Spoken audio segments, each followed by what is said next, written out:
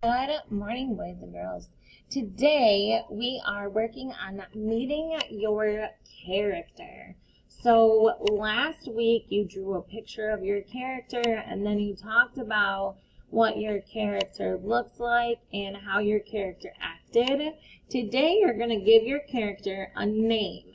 Now remember that this is realistic fiction. So the character's name can be made up, or it can be made up. It doesn't have to be your name. It doesn't have to be someone that you know. It can be any name for your character.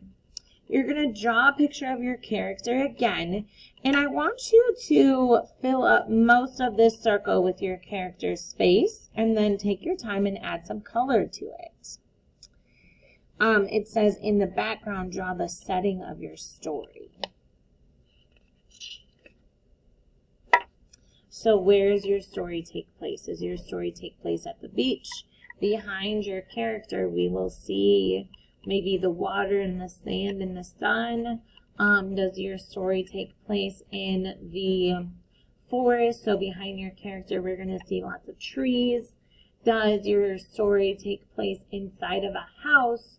So behind your character, we will see maybe a couch or the kitchen, whatever room of the house it is in. So here you're drawing a picture of your character, but in the background is the setting of your story. And then we're going to think, what problem might your character run into? What problem might my character run into in my story?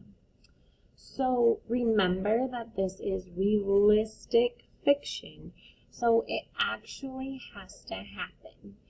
If I was writing a story, say I wanted to write about going to the gym, one of the problems that I might run into is my car wouldn't start. One of the problems that I might run into is I couldn't find my gym shoes. One of the problems that my character could run into is that someone was using the machine that I needed to use.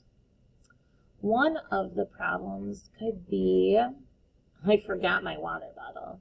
I do that. So think about a problem that might actually happen. Okay?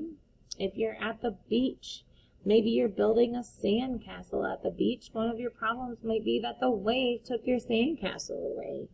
Like the tide was coming in and it came up further and it washed your sandcastle away. This is the only page that you had to do for writing today, is to name your character, draw a picture of your character with the scene behind them, and then tell what problem you're going to have in your story. What are they going to have to find a solution to or find a way around?